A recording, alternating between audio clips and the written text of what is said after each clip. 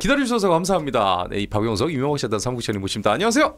안녕하십니까. 네, 아유 또 와주셔서 감사합니다. 아니 제가 어제 통화를 하고 나서 그게 이 론스타 건이 한동훈이 차려진 밥상이 아니다까지 얘기해 주셨어요.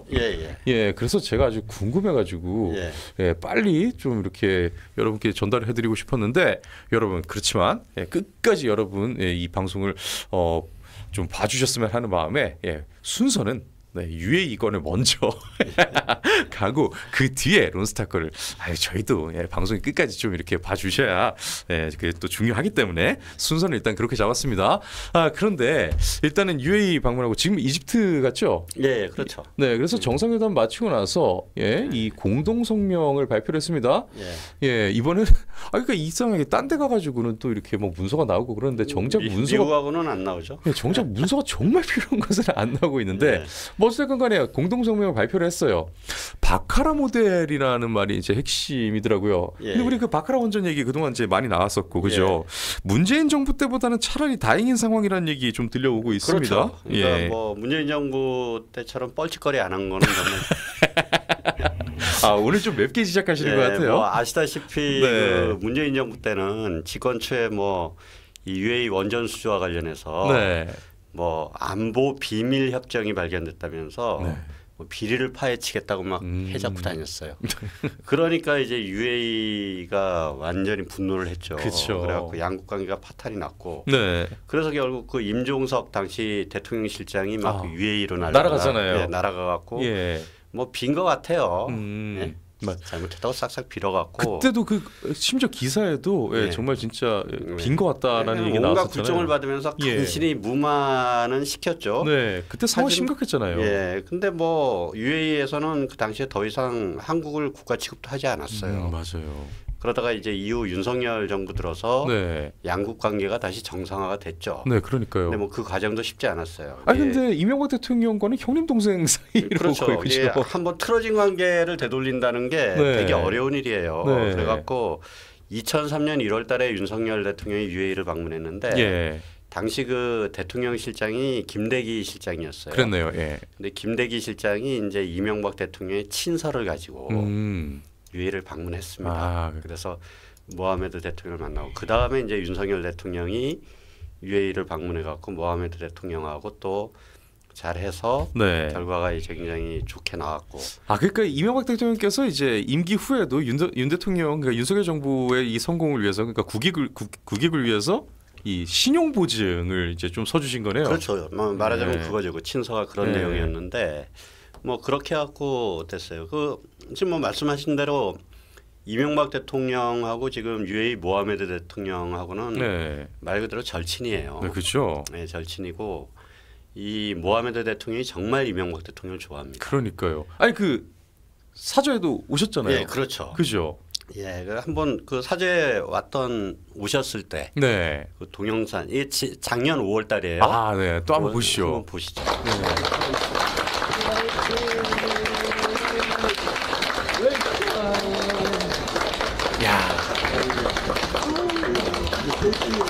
정말 친하네요. 정말 이건 단순히 그냥 관리적 외교적 이런 분위기가 아니에요. 전 찐 반응입니다. 자체가 이제 얼굴 다 깼어요. 이 손주들이 그게 이제 모하메드 대통령 방문을 축하한다고 웰컴 메시지죠. 제가 아직도 붙여놓고. 저 국장님이 붙이셨을 것 같은데. 그렇죠. 저거 붙여놓고.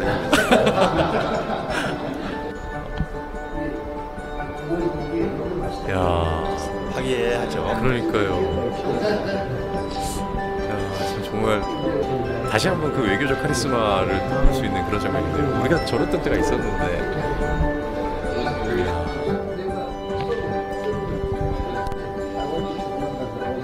옛날에 1시간 정도 이야기하는데. 그럼 영어로 대화하시는 거예요? 근데 뒤에 이제 통역이 있었죠. 통역은 있고. 근데 이 대통령께서 이 일반적인 대화는 하시는데. 그러니까요. 좀 깊은 대화는 우역이나 이거를 맡기 위해서 아니 근데 실전 영어에 굉장히 강하시다는 얘기가 있던데요. 예전부터. 와. 제가 저렇게 했죠. 정말. 근데 이게 정말 파격적인 일이에요. 네, 그렇죠. 일단 그 한 나라의 국가 정상이 다른 나라 전직 국가 정상의 자택을 방문한다는 거는 이게 세계 역사적 상에도 아주 굉장히 드문 일이거든요. 그러니까 그 나라 간 김에 그 형님 집 놀러 간 거 아니에요. 이게 뭐 이제 만나면은 뭐 보통 어떤 특정 장소에서 만나거나 이런 경우는 많은데 이거는 굉장히 드문 일이고 특히 이제 중동 국가 같은 경우에는 이게 굉장히 경호가 철저해요. 네, 그렇죠. 이 중동 왕족들 같은 경우에는 그래갖고 이렇게 민가가 밀집된 사자를 방문하는 일은 없었어요. 그러니까요. 그런 의미에서 우리 신하님의 댓글처럼 자 이명박 대통령 기념재단이 있습니다, 여러분. 그리고 그 기념재단의 사무국장님께서 바로 우리 박용석 국장님이십니다. 네, 우리 우파 대통령 기념재단 잊지 마시고 기억하시고 싶시다. 네. 그 관례를 깨고 이렇게 방문한 거죠. 그리고 또 한 가지 그때 이제 있었던 에피소드가 우리가 그 모하메드 대통령이 이제 논현동 사저를 방문한다고 해서 그 방문을 앞두고 보도 자료를 배포하려고 그랬어요.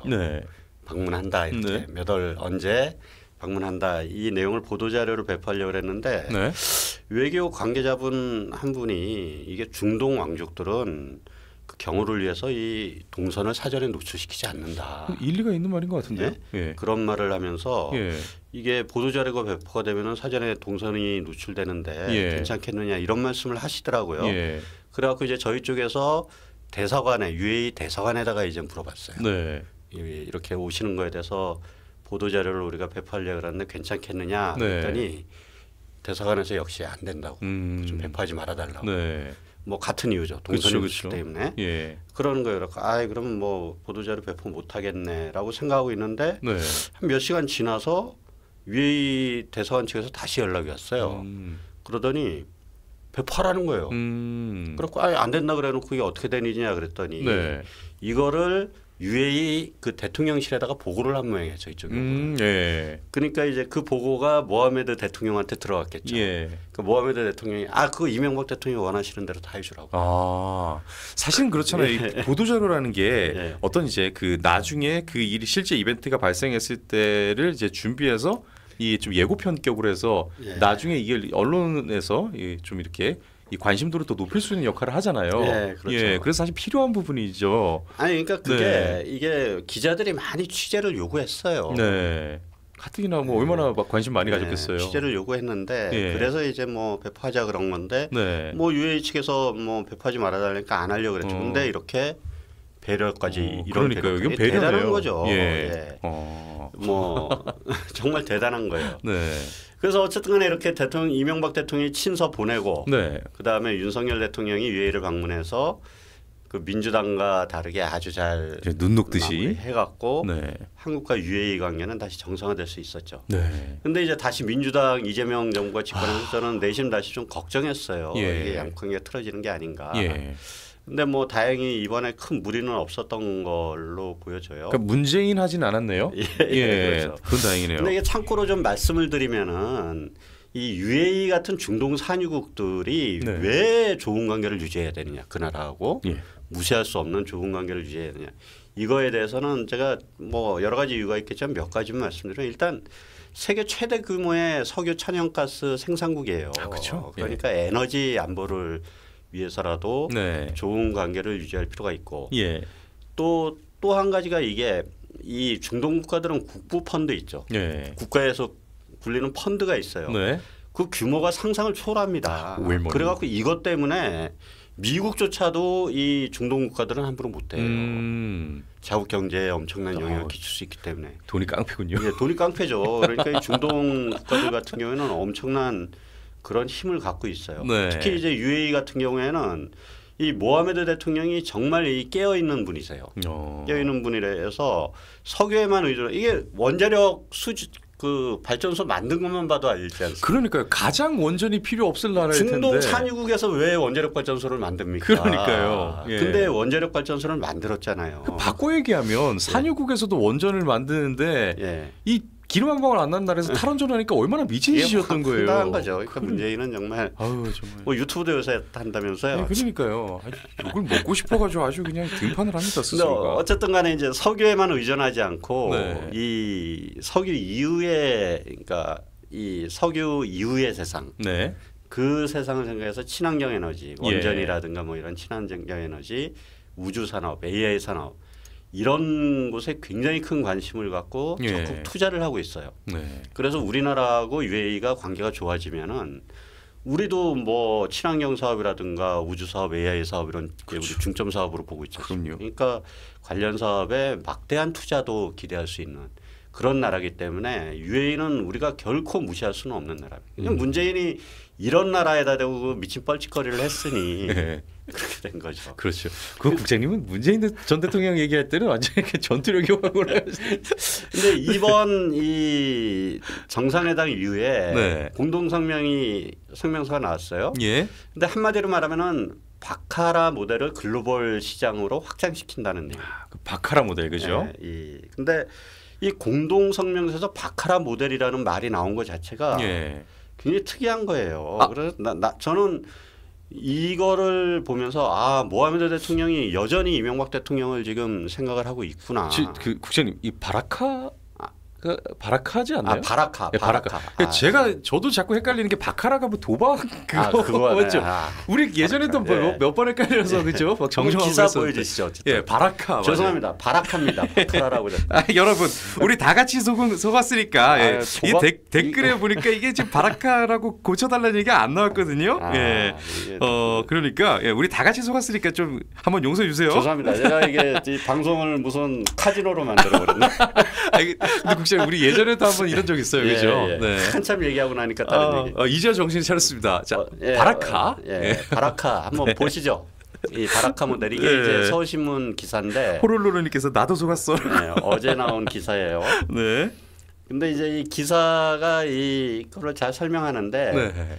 바라카 모델은 이명박 정부 때인 2009년에 한국이 UAE 바라카 원전을 수주한 산업 모델을 일컬는 그렇죠. 그러니까 이재명 대통령이 이런 표현을 썼을 리는 만무해요. 왜냐하면 지금도 민주당은 이명박 대통령의 UAE 원전 수주를 폄훼하고 있어요. 그리고 바라카 모델을 실패한 모델로 규정하고 있다. 그러니까요. 민주당은 지금도 그러고 있는데 공동 성명서에서 이게 나왔다는 거예요. 결국 이 바라카 모델이란 말은 모하메드 대통령의 요구로 채택이 됐다고 봐야 하는 거죠. 그런데 이게 그러면 왜 이런 말을 썼겠습니까? 모하메드 대통령이. 지금 현 이재명 정부가 이명박 대통령과 다른 정권이라는 거를 모하메드 대통령은 누구보다 잘 알고 있어요. 잘 알고 있는데 이명박 대통령과의 협력을 상징하는 바라카 모델이라는 표현을 썼다는 거는 뭐 어떤 의미겠습니까? 그 다분히 의도가 있네요. 그러니까 이제 문재인 정부 같은 뻘짓거리 하지 말고 잘하라. 뭐 이런 얘기 아니겠습니까? 그런 순간 끝이다. 이런. 그리고 뭐 민주당도 웃기죠. 이제 이재명 정부도 그렇게 집요하게 바라카 모델을 헐뜯고 흠집내고 이러더니 이제는 와서는 뭐 UAE와 바라카 모델을 확장시키는 협약을 체결했다고 선전하는 모습이 코미디 또 연출이 되고. 그러니까요. 참 웃기네요, 진짜. 그리고 이제 그 기사 내용, 아까 그 기사 내용 좀 더 보면은 그 뭐 UAE 이명박 정부의 UAE 원전 수주나 윤석열 정부의 체코 원전 수주에 대해서 폄훼하는 좌파들의 시각이 있는데 그거를 이 기사는 비판을 하고 있어요.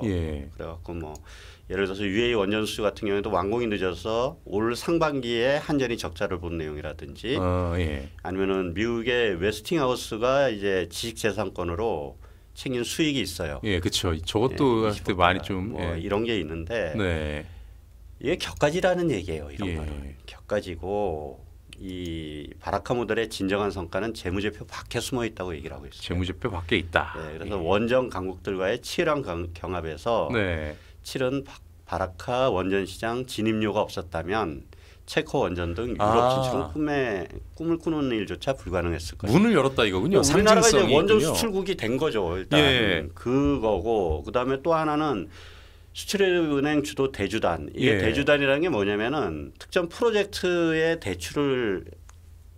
대출에 대해서 이제 여러 금융기관들이 공동으로 자금을 제공하는 이제 일종의 금융 컨소시엄. 그렇죠. 그 돈 빌려주는 집단들이잖아요. 예. 금융 컨소시엄인데 이 대주단이 프로젝트 파이낸싱 역량을 구축한 것과 더불어 향후 60년 동안 운영과 정비로 벌어들일 54조 원의 수익도 큰 성과라. 이렇게 얘기를 한 거죠. 아니, 그러니까 5년 임기의 대통령이 참 그 뒤에 몇십 년을 이렇게. 그렇죠.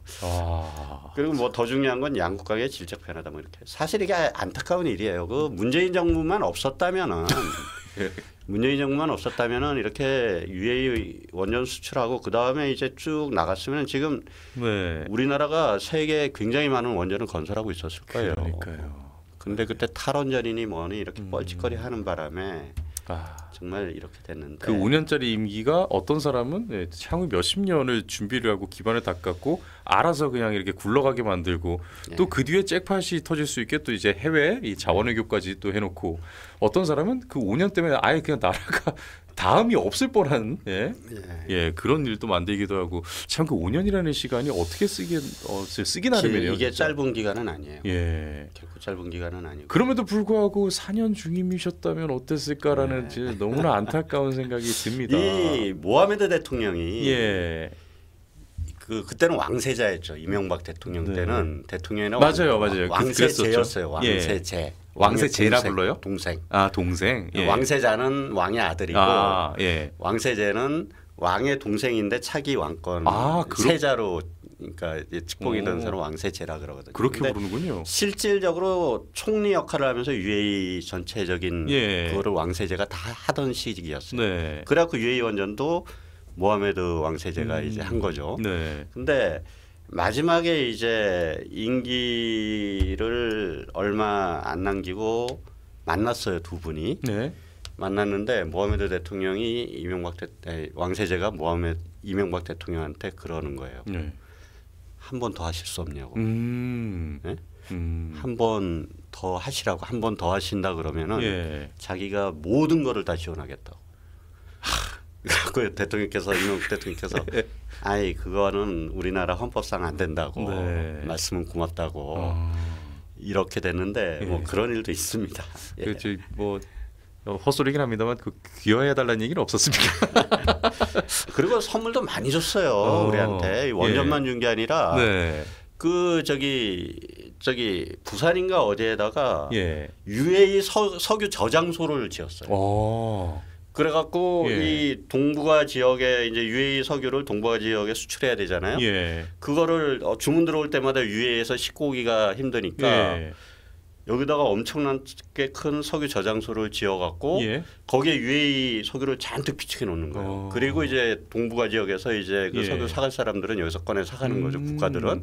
근데 그 석유 저장소의 석유에 대해서는 1차적으로 소비할 권한을 우리한테 준 거예요. 그 갑자기 예를 들어서 이 과거처럼 이렇게 석유 파동이 나거나 이러면 나고 우리는 비축분이 어마어마하게 생기는 거예요. 그렇죠. 그러니까 그게 이제 이때 약속을 해서 박근혜 정부 때 완공이 됐어요. 그것도 줬고 또 한 가지는 그 뭐를 줬냐면은 그 중동 산유국들은 1970년대 이전까지는 기술이 없으니까 자기네 땅에서 석유가 나는데 외국에서 다 들어와 갖고 석유를 팠어요. 그렇죠.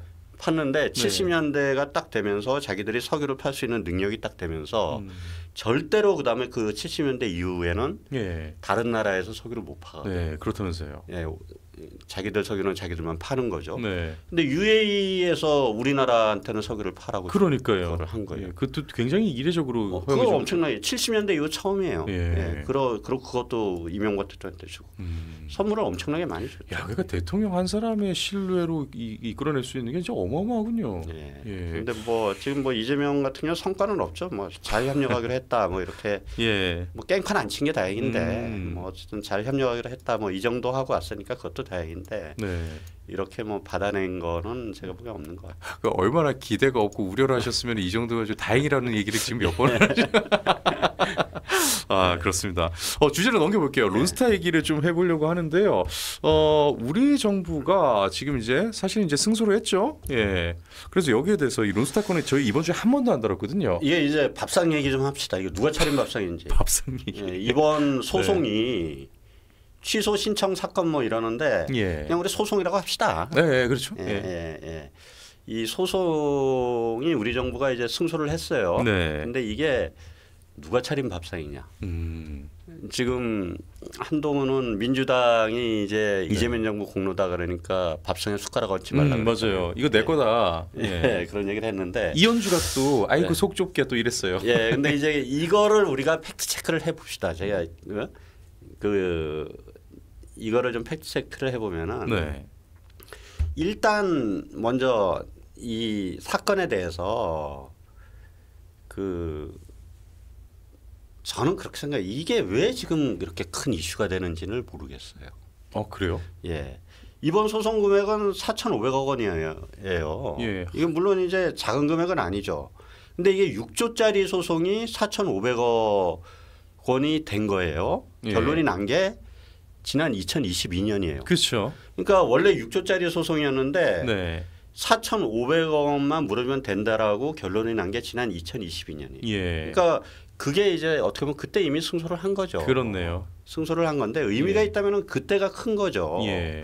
물론 이제 이 4,500억 원이 작은 돈은 아니지만 네. 지금 대한민국 1년 국가 예산이 700조가 넘습니다. 근데 그 국가 예산으로 볼 때 굉장히 작은 금액이죠. 네. 대장동 애들 추징금 못 받는 것보다도 더 작은 금액. 맞네요. 네. 예. 근데 어쨌든 뭐 그거라도 아꼈으니 잘했다고 말씀하시는 분들이 계실 수 있는데 예. 이게 중요한 게 뭐냐면은 그것도 엄밀히 말하면은 한동훈이 차린 밥상이 아니라는 거예요. 이거는 좀 내가 좀 이따가 좀 자세히 말씀드리고 예. 이게 론스타가 차린 밥상이에요. 론스타가 차렸다. 예, 이 밥상은 론스타가 아니 지금 론스타는 지금 손해를 본 게 아닌가요? 예, 근데 이제 어쨌든 지들이 차린 거예요. 예. 그리고 한동훈은 거기에 마지못해서 숟가락을 얹었을 뿐이에요. 마지못해서. 예. 예. 그런데 이제 지금 언론들은 한동훈이 차린 밥상이라고 하고 예. 한동훈은 민주당 보고 숟가락 얹지 말라고 이러고 있는 상황이죠. 예. 이게 웃기는 상황이 지금 벌어지고 있는 거예요. 예. 이게 뭐 어쨌든 이게 시끄러워지니까 네. 일단 지금 현재 상황을 제가 쭉 말씀을 드리는 겁니다. 네. 밥상을 누가 차렸는지를 말씀드리기 전에 네.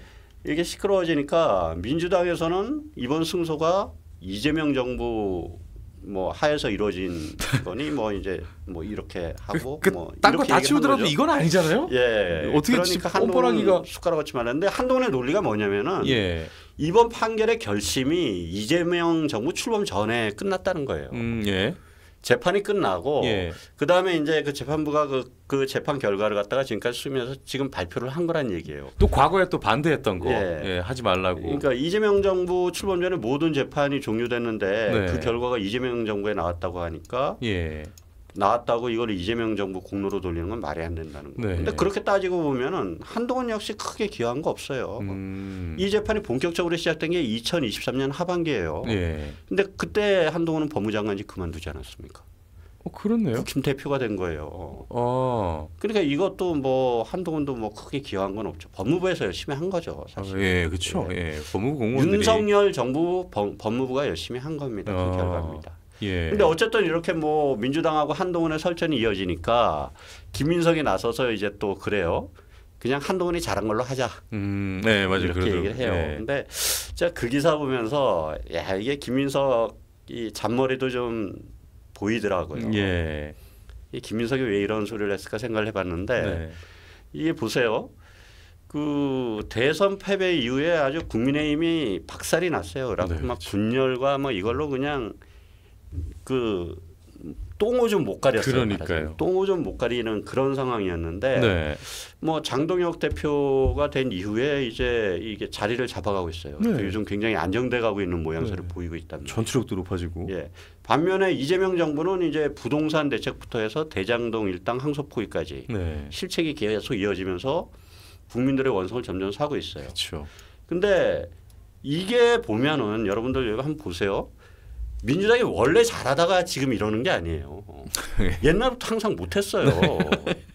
옛날부터 항상 못했는데 이런 문제도 많고 온갖 뻘짓을 다 했는데 그런데도 계속 선거에서 이길 수 있었던 이유는 뭐냐면은 국민의힘이 더 큰 뻘짓을 했기 때문에. 아, 예, 맞는 것 같아요. 예. 그래갖고 민주당 입장에서는 믿을 거는 국민의힘 하나밖에 없어요. 쟤네가 뻘짓을 해야. 예. 근데 국민의힘이 체제가 정비되고 지금 뻘짓거리가 줄어드니까 어떻게 했어요? 당장 지방선거가 코앞으로 다가왔는데 위기의식을 느꼈다는 얘기죠. 그래서 그러면 이제 방법은 국민의힘을 다시 이제 분열을 시키고 혼돈으로 몰아오고 지들끼리 싸우고 뻘짓하게 만들어야 되잖아요. 근데 그 키워드를 김민석은 한동훈으로 생각하는 게 아닌가 싶어요. 그래 지금 요즘 온라인에서도요 좌파 진영에서 한동훈 계열을 좀 많이 민다. 또 최근에 신규진 교수도 그 얘기를 같이 또 하고. 그래서 이제 한동훈이 떠서 국힘으로 돌아오면 또 다시 국힘은 이제 분열과 갈등, 혼돈에 빠질 가능성이 크니까. 내가 볼 때 이 김민석이 어울리지 않게 한동훈을 칭찬하고 나선 게. 바로 이런 거 EJ 전법이죠. 전략적이네요. EJ 전법의 일환이 아닌가 저는 이런 생각이 듭니다. 맞네요. 지금까지 말씀드린 내용은 팩트는 아니고 그냥 제 뇌피셜이니까. 그 동시에 또 이제 온라인의 많은 반응들이나 아니면 각 정치 평론가들의 분석이기도 하죠. 그러니까 뭐 그냥 그런가 봐주시고 뭐. 어쨌든 간에 팩트는 지금까지 말씀드린 상황에서 팩트는 이번 승소가 한동훈이 차린 밥상이 아닌 것은 분명한데 그러니까 그게 어떤 의미인지 그거를 제가 지금 좀 말씀드리겠습니다. 그 일단 말씀드리기 전에 제가 이 승소 판정을 받은 그 윤석열 정부 법무부의 노력을 폄훼하기 위해서 말씀드린 건 절대 아니에요. 그리고 또 한동훈 당시 법무장관이 이 소송 관련해서 뭐 잘못을 했다라고 얘기하는 것도 아니에요. 그러니까 그 국장님 말씀은 그 당시에 소송 관련해서 추진하려고 했던 한동훈 법무부 장관 그리고 그거 왜 하냐 오히려 리스크가 크다라고 했던 민주당에 그걸 두둔하고자 하면 절대 아니다라는 거죠. 그거는 아니에요. 민주당은 두둔할 이유도 없고 깔 거예요 좀 이따가. 다만 근데 다만 이제 차린 밥상, 뭐 밥상의 소유권 주장 이런 그러니까 부분은 팩트 체크 해보자는 얘기예요. 다르다. 우리는 그냥 여기에 대해서 그럼 누가 차린 밥상인지 이거에 대해서 팩트 체크를 해보자. 좀 재밌어지는데요. 자 이게 보면은 최근 언론 보도를 보면은 언론 보도 다 그렇게 나오고 있어요. 이 국제투자분쟁해결센터 ICSID라 그러죠. 그렇죠. 여기가 4,500억 판결을 내린 거에 대해서 그러니까 이게 이제 안 물어줘도 된다 이렇게 판결을 내렸죠. 그렇죠. 거기에 대해서 이 판결이 한동훈이 2022년에 여러 반대에도 불구하고 바로 항소해서 이번 승소를 이끌어냈다라고 착각할 수 있는 기사가 굉장히 쏟아져 나오죠. 그러니까 한동훈이 2022년에 이제 그 4,500억 원 물어주라고 판결이 나니까 이거 안 된다 그래갖고 바로 항소를 해갖고 그 항소 덕분에 이번 결과가 이루어졌다. 아예 영원히 됐다. 이렇게 그 생각하게 만드는 기사가 많이 나오고 있는데 이거 사실과 전혀 다릅니다. 그래요?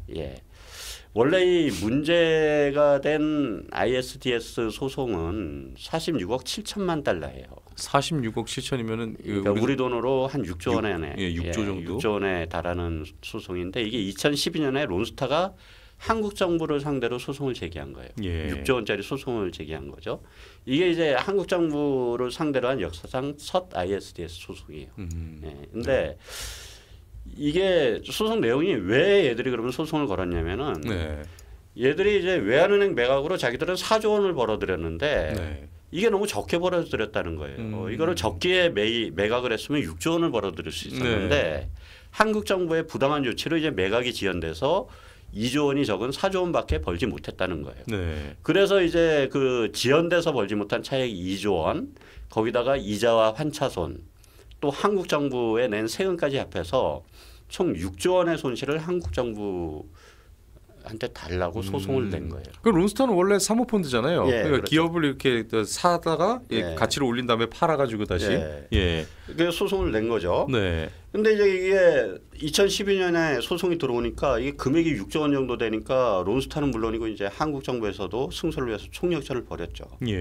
그래서 이게 재판 비용도 어마어마하게 썼어요. 우리 정부가 재판 끝날 때까지 쓴 소송 비용이 450억 원 정도 돼요. 재판 소송 비용만. 그런데 이게 또 이 재판 소송 과정에서 론스타는 자기들이 좀 불리하다고 봤는지 2020년 6월에는 우리 정부의 타협안을 제시해요. 이 재판이 거의 10년 동안 끌었거든요. 타협안을 제시하는데 자기들이 6조 원 달라고 소송을 걸지 않았습니까?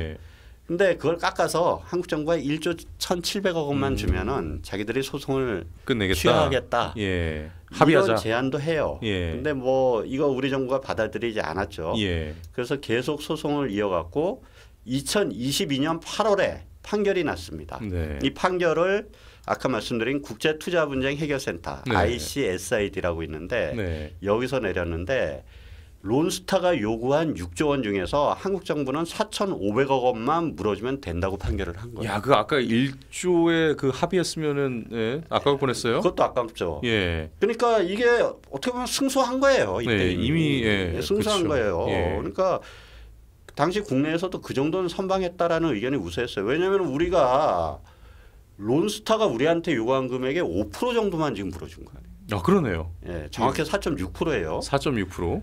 그런 판결이 난 거죠. 예. 근데 그간 이 국제투자분쟁 해결센터 ICSID의 판결을 보면은 이렇게 네. 100% 승소는 잘 나오지 않아요. 우리나라 그 자동차 보험하고도 똑같죠. 아. 과실이 그건- 100대빵은 거의 안 나오잖아요. 그건 좀 너무해요. 네, 이 자동차 100대빵은 쪽은. 거의 네. 안 나오는데 네. 얘들도 마찬가지예요. 그렇네요. 예, 국제 분쟁이니까 보니까 네. 예, 100대 0이 나오기 100대빵은 안 나와요. 그러니까 네. 95대 5가 나왔으니까 이거는 예, 그렇네요. 승소한 거라는 의견이 아주 지배적이었어요. 그렇죠. 근데 당시 법무장관이 2022년 8월에 예. 법무장관이 한동훈이었어요. 예. 근데 한동훈이 이 판결이 나오니까 판정 취소 신청을 검토하겠다는 입장을 밝혔어요. 국장님 죄송한데 판정 취소 신청이 뭐냐면은 예. 항소야, 항소. 항소. 예. 예, 항소를 검토하겠다는 입장을. 아, 중간에 좀 문득 여쭤보고 싶은 예. 건데 그러면은 지금 승소했다라면서 김민석이 본인이 나와가지고 막 그 이재명 정부의 공인 것처럼 이렇게 얘기하고 막 그랬잖아요. 예, 예. 그럼 윤석열 정부 당시에도 이미 4,500억이 나왔을 때, 예. 아 우리 잘 선방해가지고 승소했다라고 이미 얘기를 할 수 있었던 거를 법무장관이 막은 거 그런 상황이 되는 건가요? 아니요, 그때는 이제 법무장관이 막았다기보다는 예. 민주당에서 이제 좌파들하고 민주당에서 아 그때는 좌파들이 공격을 그것도 했고. 아깝다라고. 야 4,500억 그 뭐야 네. 이러면서 그러면 앞뒤가 안 맞는데요? 예. 그럼 한동훈 법무장관이 이걸 항소를 하겠다고 하니까 예. 야 그 가능성도 없는데 하지 마 또 이렇게 막았고. 예, 근데 어쨌든 간에 예. 이게 왜 그런지는 제가 좀 이따 말씀드리고. 네. 이게 어쨌든 한동훈이 이제 이거를 검토해 보겠다고 그랬어요. 예. 판결이 나오니까. 이 검토를 해보겠다는 검토를 해보겠다면서 그 이유가 뭐냐면은 매각 지원사회가 우리 정부의 책임이 아니라 론스타가 외환카드 주가 조작을 했기 때문이다. 라고 이야기를 한 거예요. 네. 그래갖고 그런데 이제 이게 반영이 안 됐다면서 검토를 해보겠다라고 얘기를 했어요. 네. 근데 한동훈이 말로는 그렇게 해놓고 1년간 정작 항소는 안 해요.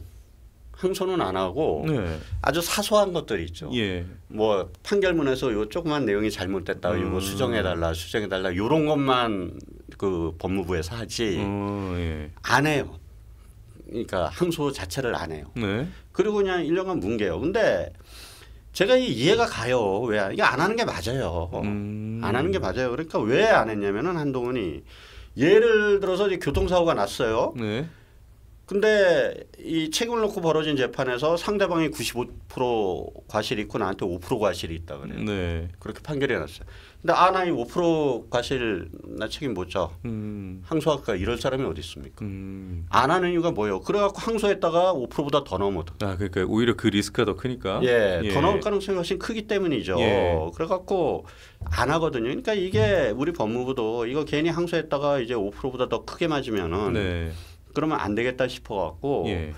그래서 안 한 거예요. 안 했는데 근데 이제 뭐 이런 과정에서 제가 볼 땐 그래요. 항소를 검토하겠다고 말한 이유도 따로 있었어요. 이게 한동훈이 자신에 대한 공격이 들어왔어요. 이 문제로. 아 론스타로. 예, 왜냐하면 자신이 예. 론스타를 수사했거든요. 예, 검사 원래부터 했잖아요. 네, 검사 시절에 수사했거든요. 예. 근데 그에 대해서 국회에서 공격이 들어오니까 이 특유의 그 쏘아붙이듯이 이게 한 거예요. 그래갖고 뭐 그렇게 한 건데 요 내역도 좀 살펴보면은 우리 정부가 이 사건이 이제 제소되기 전에 이 국제투자분쟁 해결센터에 제소되기 전에 국내에서 다양한 론스타에 대한 수사 소송이 벌어졌어요. 네.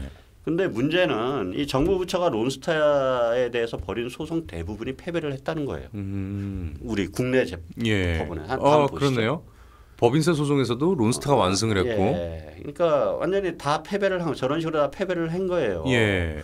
패배를 하고 뭐 수사나 소송이 그렇다 보니까 이 4,500억 원 물어주는 판결이 난 것에 대해서도 민주당에서는 수사당국이 수사를 제대로 하지 않아 갖고 이거 4,500억 원 물어주게 된 거 아니냐라고 비판이 들어온 거예요. 그런데 한동훈은 본인이 그걸 수사했잖아요. 그러니까 이제 국회 대정부 질문에서 한동훈이 발끈한 거죠. 그래갖고 한동훈은 자기가 검사 시절에 이제 론스타의 외환카드 주가 조작 사건을 수사했는데 유일하게 거기에서 자기는 유죄를 이끌어냈다. 유죄를 이끌어냈다. 이 부분을 얘기를 한 거예요. 다음 그림 보여주세요. 예, 이게 2022년 기사입니다. 네, 2022년에. 그래서 본인이 수사한 부분은 유죄를 받아냈고 그래서 그나마 배상액을 줄 수 있었다. 아, 내가 수사한 부분에서는 성공을 했다. 왜 그거를 검찰 탓이라고 하느냐. 뭐 이렇게 이제 얘기를 한 거죠. 그래서 그리고 더 나아가서 이제 론스타가 제때 외환은행 주식을 팔지 못한 건 자기가 유죄를 받아낸 이 외환카드 주가 조작 사건 때문이지 검찰의 잘못은 아니다. 뭐 이러면서 항소를 검토해보겠다. 이런 논리로 나간 거예요. 이렇게 나갔는데 뭐 말은 이렇게 했지만 앞서 말씀드린 것처럼 이 항소가 쉽게 판단할 일은 아니기 때문에 정정 신청만 하고 취소 신청은 안 한 채로 좀 복잡하긴 하네요. 1년간 미적거린 거예요. 미적거리고 그렇게 있었죠. 근데 그러던 중에 2023년 7월 달에 오히려 론스타가 항소를 해버리는 거예요. 론스타가? 네. 론스타 2023년 7월 달에 론스타가 ICSID에다가 이 판정 취소 신청을 제기해요. 뭐 론스타 입장에서는 당연한 거죠.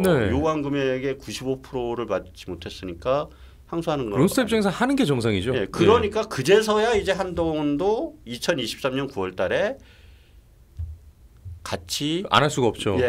맞항소. 그러니까 맞불 취소 신청을 내요. 다음 기사를 보여주세요. 그렇네요.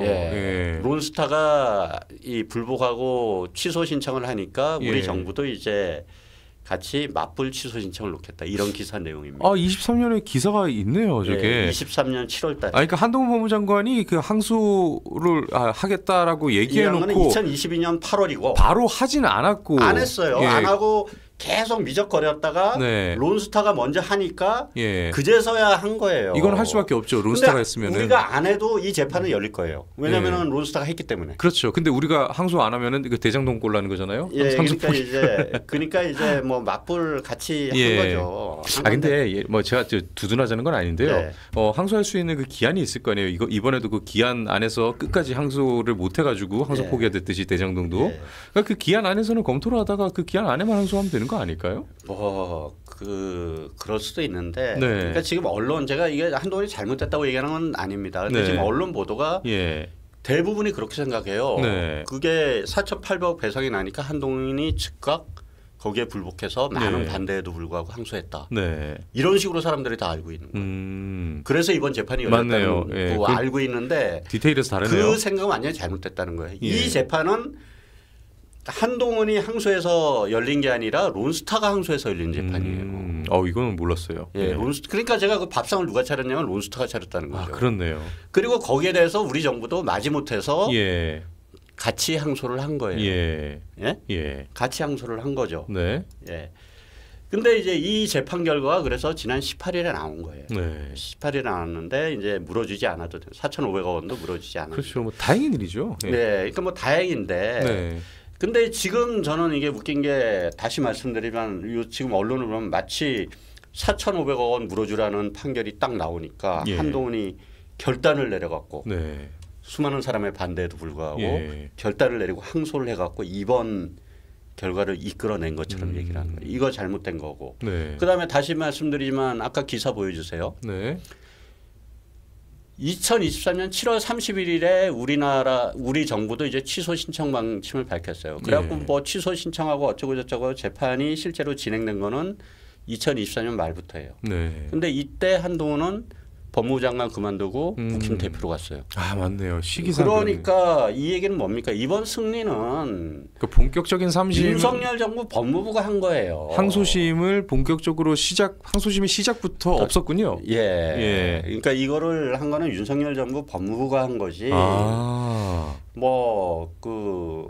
한동훈은 언플만 좀 하다가 예. 초기에 언플만 좀 하다가 빠진 거죠. 그러니까 방향성에 동의를 한 부분은 분명히 그것도 높이 살만하긴 하나 예, 오히려 지금 윤 대통령 시절에 법무부에서 이 론스타의 실무를 실제로 이끌었던 사람들은 뒤에서 똑같은 얘기를 할 수 있겠군요. 야 그럼 너도 숟가락은 얹지 마. 그렇죠. 똑같은 얘기죠.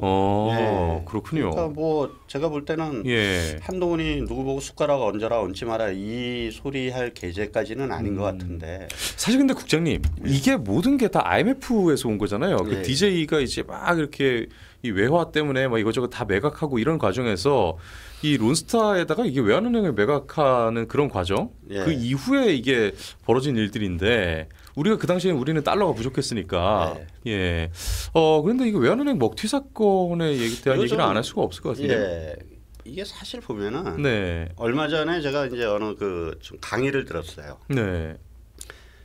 그 이제 이런 투자 전문가 교수인데 대학 교수인데 그분한테 얘기했는데 론스타 얘기를 하는데 좀 기억에 남는 게 이 저기 론스타가 외환은행을 이제 산 시점하고 판 시점 있죠. 주가 변동을 그래프로 그려놓고 그다음 그 당시에 외환은행을 빼고 다른 주식 다른 주식을 그 시점하고 비교한 그래프를 두 개를 딱 비교해 보니까 거의 동일해요. 그러니까 외환은행뿐만이 아니라 그 IMF 당시에 대한민국 어떤 주식을 샀더라도 다 그만큼 벌었을 거란 얘기죠. 그러니까 국장님이 예전에 그 말씀하셨잖아요. IMF는 그렇게 뭐 그 기업 팔고 금 다 갖고 오라고 이 난리를 칠 게 아니었다고. 정부가 시간을 유예시켜줬으면은 지나갈 일이었다고. 지나갈 일이었죠. 그거는 저기 어디죠? 말레이시아. 말레이시아가 아주 대표적인 케이스인데 그때 이 우리나라 외환위기가 아시아에서 5개 국가가 동시에 맞았어요.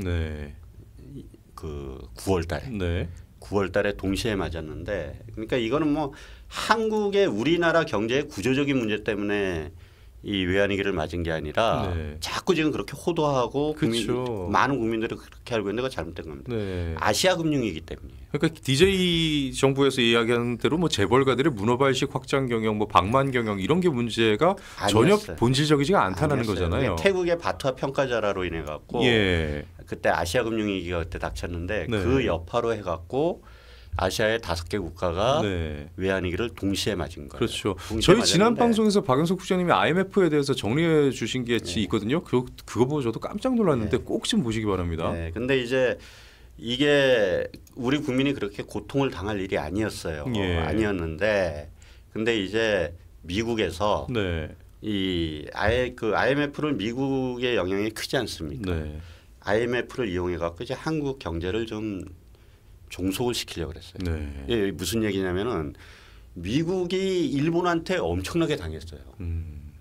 일본 경제가 막 엄청나게 살아나면서 일본한테 엄청나게 당했던 경험이 있다는 얘기죠. 그러니까 좀 겁을 먹고 있었어요. 근데 거기에다가 한국을 비롯해서 뭐 아시아의 몇 용 그런 얘기해서 이 나라들도 이게 이제 좀 이따가 일본처럼 우리한테 그러는 게 아닌가. 그래서 이 경제를 어떻게 좀 손을 봐야겠다라고 노리고 있었어요.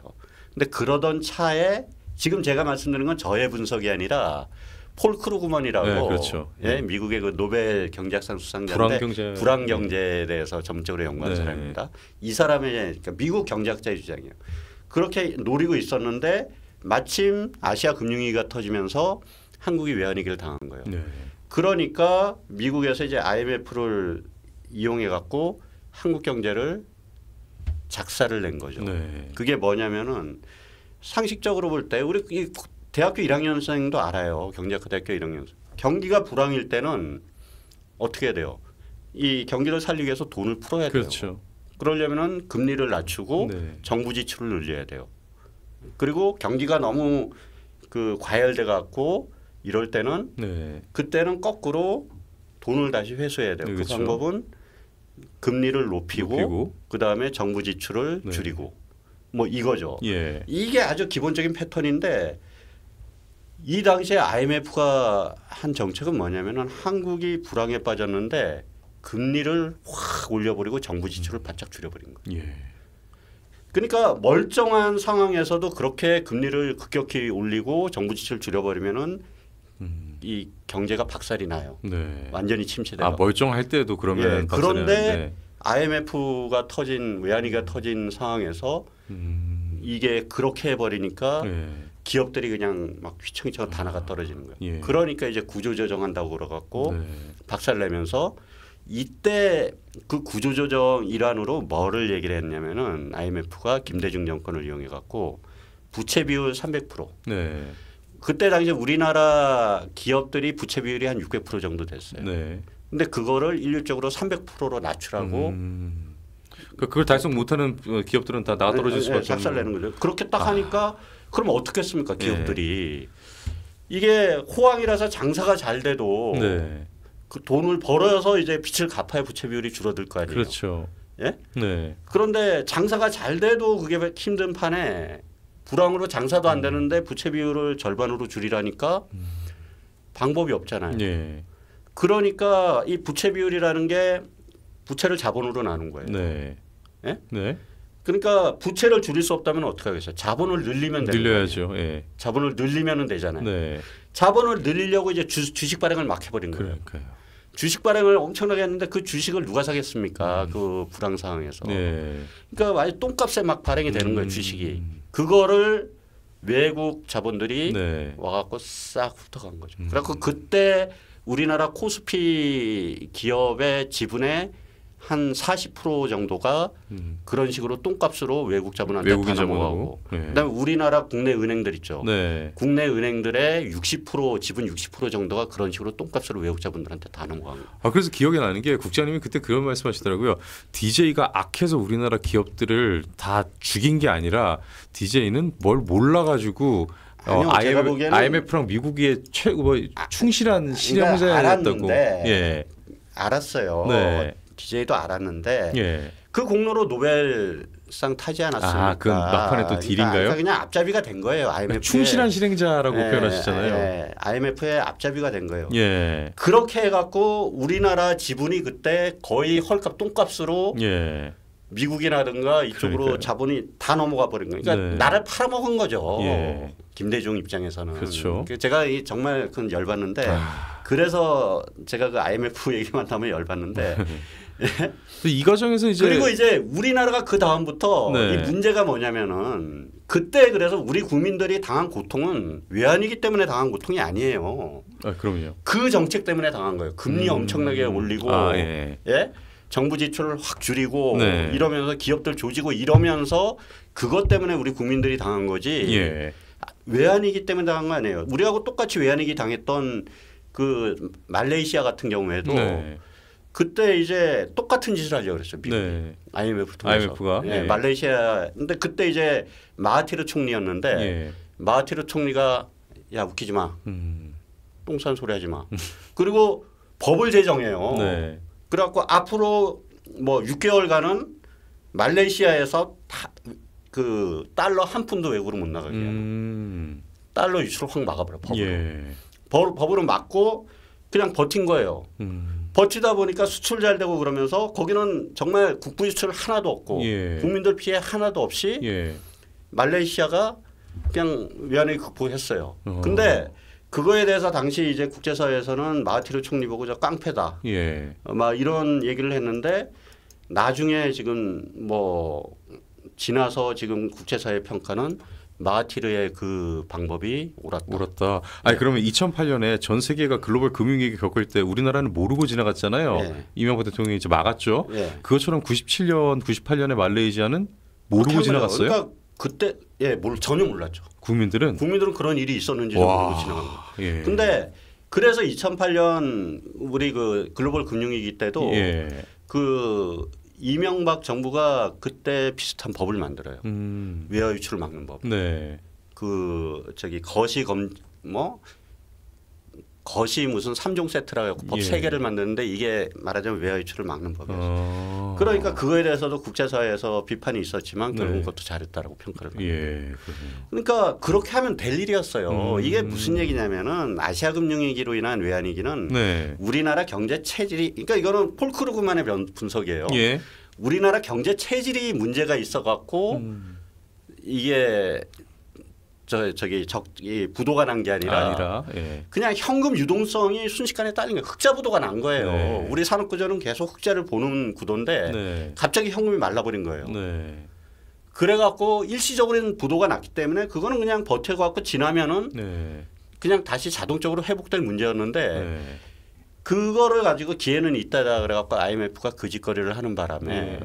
아이고 딸꾹질에 CPR을 했네요. 예. 아이고. 그리고 그 짓을 하는 바람에 예. 우리 국민들이 그렇게 엄청난 고통을 당하고 그 결과 우리나라의 그 주식이나 이런 게 그렇게 국부가 엄청나게 유출되고 그러네요. 뿐만 아니라 그 이후에 어떤 일이 벌어지냐면 이제 우리 경제가 악순환이 계속돼요. 그 전까지는 수출이 잘 되면은 네. 기업들이 그거를 이제 투자를 해요. 그러니까 재투자를 하고 했는데 투자를 하면 내수가 살아나요. 예. 이 구조가 선순환 구조가 계속 이어져. IMF 전까지는 이어져갖고 우리 국민들도 다 잘 먹고 잘 살았는데 예. 김대중이 이 짓을 딱 하니까 어떤 문제가 생기냐면은 기업 오너들이 이제 지분율이 확 낮아지는 거예요. 그렇네요. 많이 발행을 했으니까. 예. 예. 지분율이 낮아지니까 경영권에 문제가 생기는 거예요. 언제든지 적대적 M&A가 들어올 수 있는 상황이 되버린 거예요. 그때 생긴 거군요. 예, 언제든지 적대적 M&A가 들어올 수 있는 상황이 되니까 그때부터 기업들은 돈을 벌면은 투자를 안 해요. 투자보다는 예. 회사 내부에 현금을 쌓아둬요. 이게 뭐냐면은 유사시에 그렇죠. M&A 적대적 M&A 들어왔을 때 이 경영권 방어를 해야 되니까. 그리고 이제 그리고 또 뭐가 있어요? 배당을 늘려요. 네. 왜냐하면 우호 지분을 늘려야 돼요. 그러니까요. 자기 현 주주한테 우호 지분을 늘리게 해서 배당을 늘리고 이런 쪽에 신경 쓰고 투자는 안 하면서 그때부터 이제 수출이 잘 돼도 내수가 안 돼. 근데 그걸 가지고 뭐 기업들이 뭐 재벌가 욕하고 돈을 기업들이 쌓아놓기만 하고 투자는 안 해갖고 뭐 사내유보금 얘기하고 그게 김대중이 저지른 이 짓거리 때문에 결과가 그렇게 된 거예요. 그럼 국장님 설마 그 공격적인 경영자 사업가들이 더 안 나타나게 된 것도 그 관련이 있나요? 그렇죠. 그 과정에서 외환은행도 매각이 되게 된 어쨌든 겁니다. 그 과정에서 이게 그 예정에 없었던 그또 근데 필요한 것 같아요. 그 알고 가는 게. 네.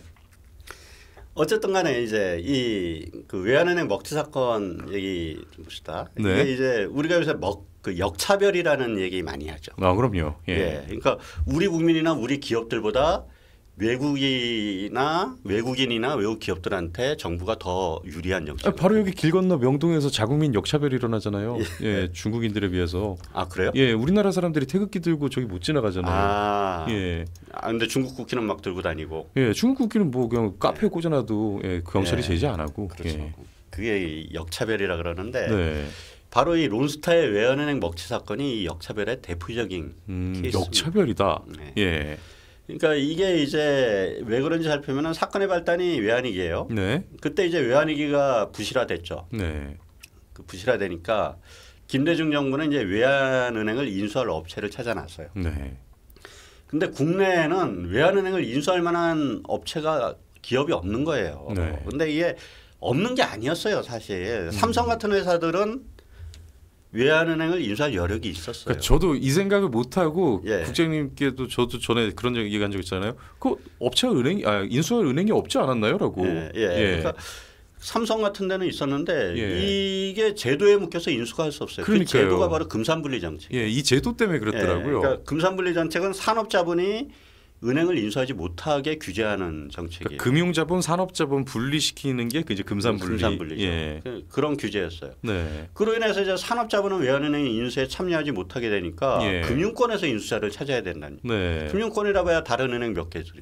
걔들도 다 어려운 상황에서 그러니까 이제 인수자가 나타나지 않는 거죠. 그러니까 결국 김대중 정부는 해외에서 인수자들 찾게 돼요. 그래서 독일의 한 은행이 외환은행을 인수하게 돼요. 그 코메르츠방크인가 그러지 않나요? 제일 큰 은행. 우리 정부하고 함께 이제 인수를 하는 거예요. 단독으로 인수하는 게 아니라 함께 인수하는데 인수한 후에도 이제 외환은행의 부실이 계속돼요. 그러니까 이래서는 안 되겠다 그래갖고 그 독일 은행하고 우리 정부가 외환은행 매각을 다시 추진하게 돼요.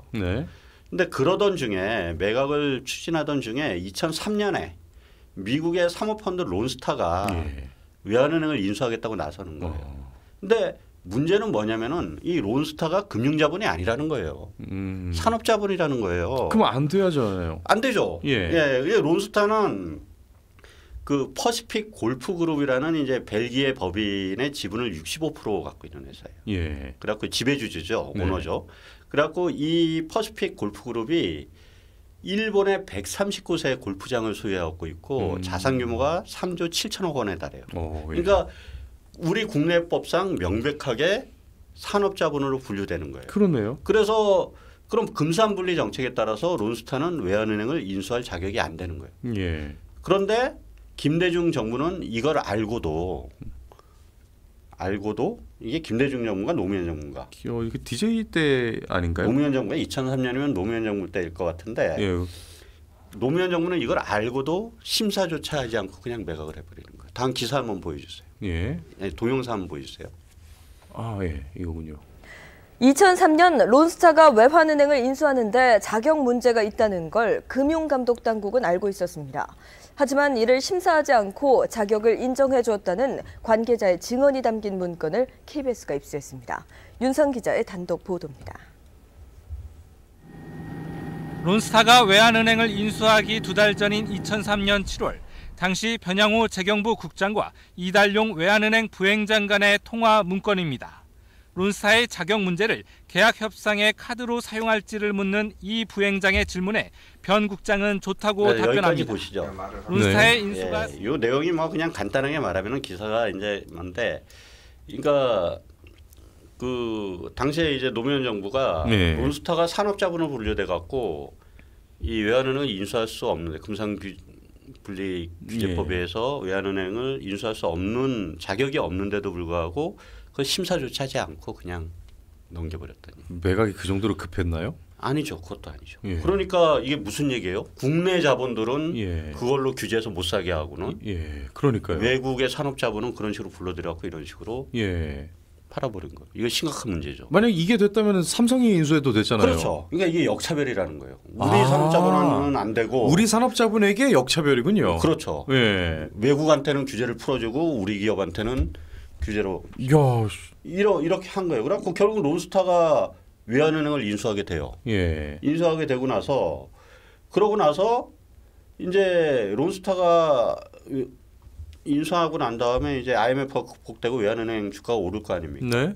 그러니까 오를 만큼으로는 2006년도에 론스타가 외환은행을 매각했다고 밝혀요. 그러니까 2007년 9월달에 영국의 금융기업인 HSBC가 외환은행을 인수하겠다고 나서요.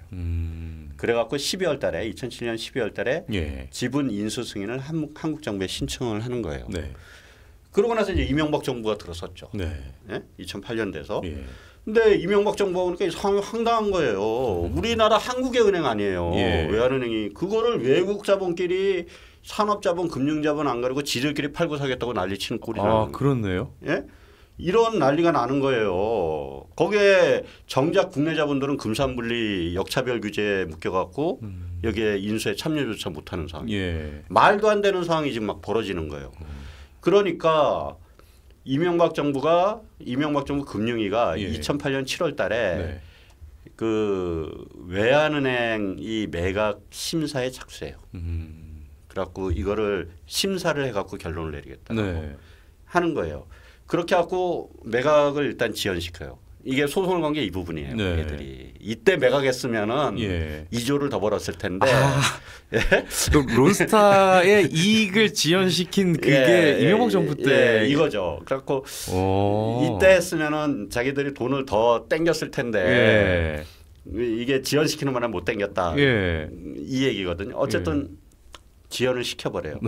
그리고 한편으로는 이명박 정부는 이거 지금 말도 안 되는 일이 벌어지니까 금산분리 완화 정책을 하려고 그랬던 거예요. 그래갖고 아니 우리 외국 자본은 산업 자본도 살 수 있으니까 우리도 산업 자본도 참여하게 하자. 그게 이제 금산분리 완화 정책이었다. 역차별을 없애려고. 그런데 이제 뭐 아시다시피 민주당하고 좌파들이 그냥 거품 물고 반대하고 난리가 난 거예요. 이 민주당 정말 웃긴 게 지들은 그 외환은행을 외국 산업자분한테 팔아 먹지 않았습니까? 얘네 하자는 거 반대로만 하면 네? 나라가 발전하는군요. 팔아 먹고 나서 이제 그래서 그 역차별을 없애겠다고 금산분리 완화 정책을 펴겠다니까 그걸 가지고 그냥 쌩 난리를 친 거예요. 근데 그러던 중에 또 2008년 9월달에 글로벌 금융위기가 그러니까요. 글로벌 금융위기가 터지니까 이제 영국의 HSBC가 예.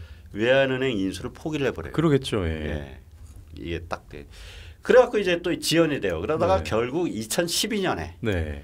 하나금융그룹이 외환은행을 론스타로부터 인수를 하게 된 거예요. 인수를 하게 됐는데 바로 이 부분을 문제 삼는 거죠. 그러니까 네.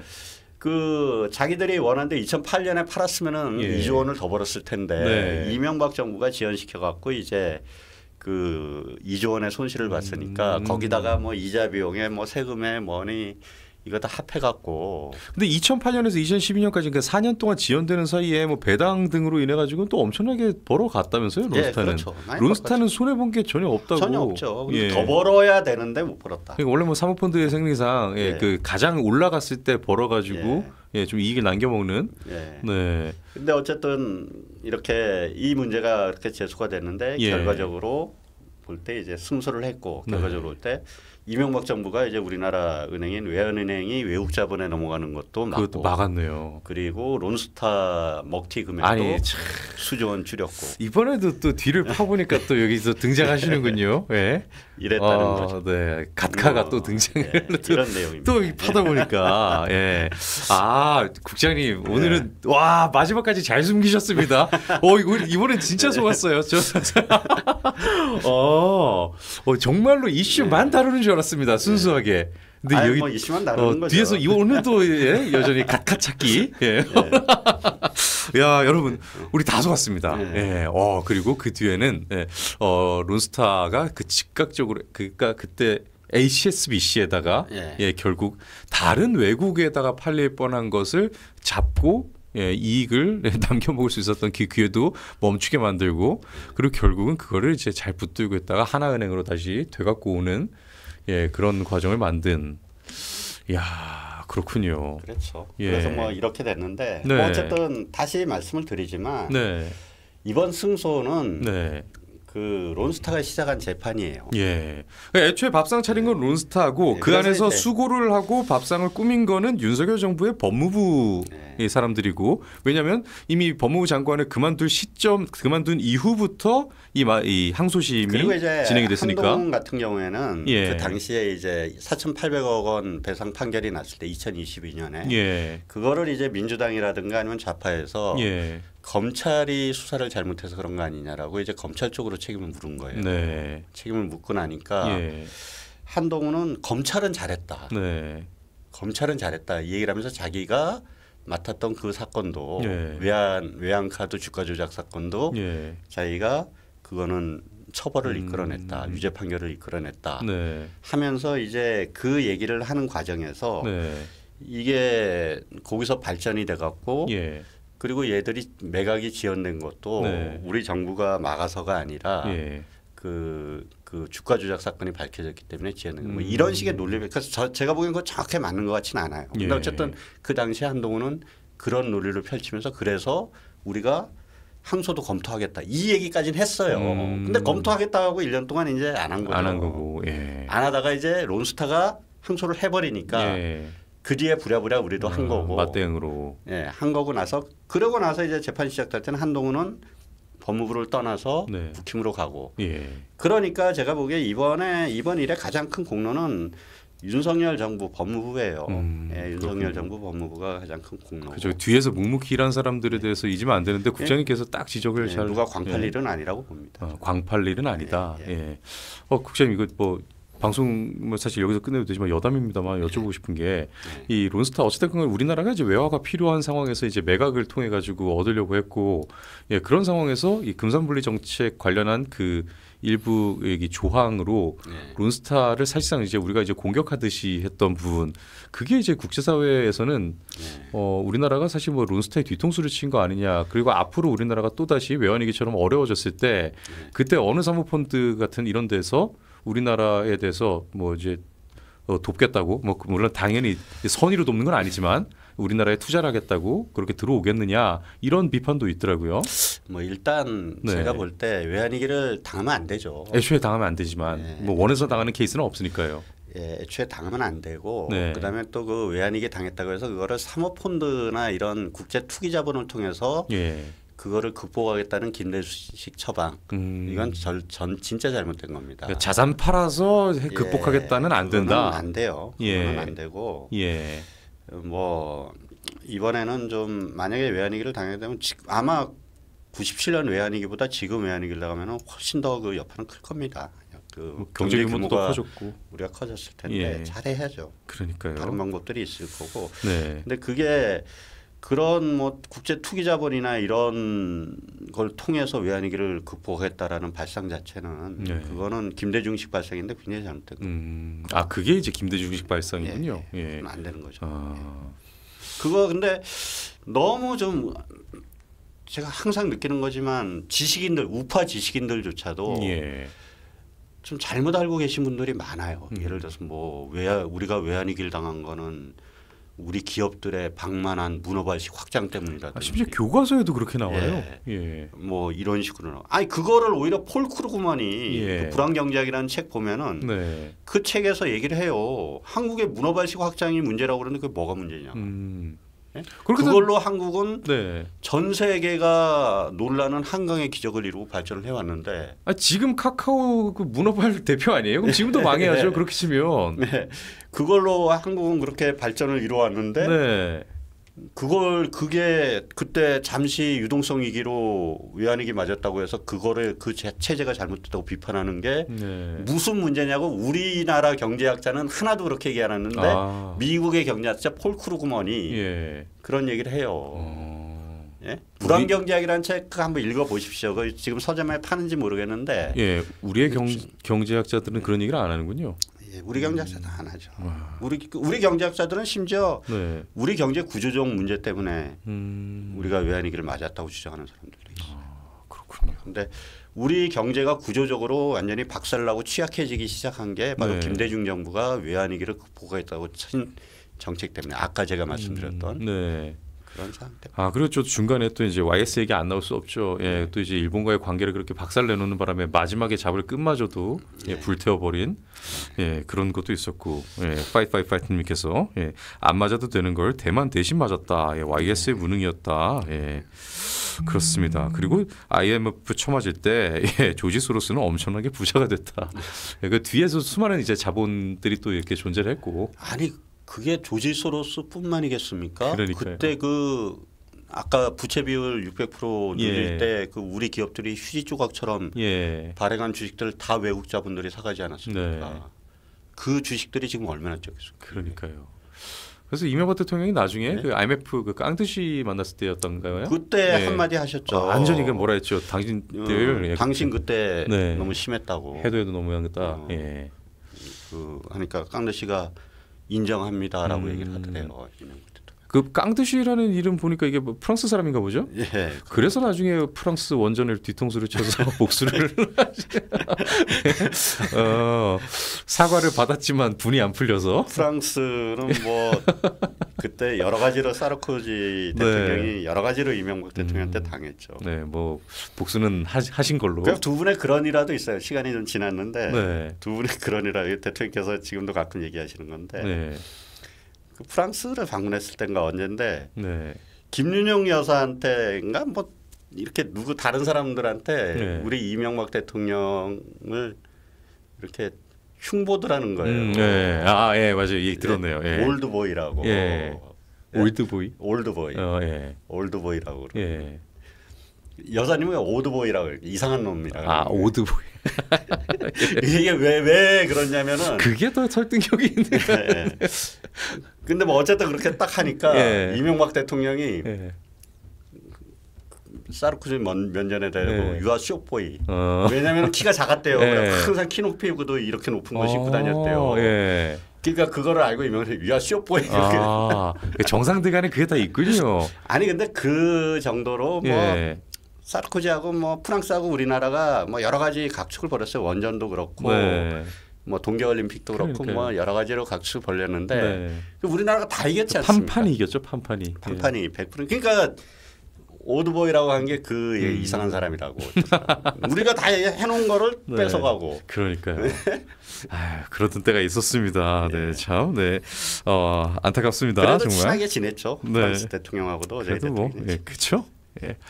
자 여러분 오늘도 이렇게 그 비화까지 그리고 이 론스타 사건을 파보다 보니까 결국은 이제 이명박 대통령까지 나왔던 이런 이슈 추적에 대해서 이렇게 마무리하고요. 자 여러분 저희는 또 열심히 준비해서 다음 주 금요일에 국장님과 함께 돌아오도록 하겠습니다. 저는 월요일에 다시 돌아오겠고요. 홍혜진 앵커와 함께 돌아오겠습니다. 여러분 주말 잘 보내시기 바라고요. 날씨 많이 춥죠. 건강에 유의하셔서 다음 주에도 건강한 모습으로 뵐 수 있길 바라겠습니다. 이만 물러가겠습니다. 시청해 주셔서 고맙습니다.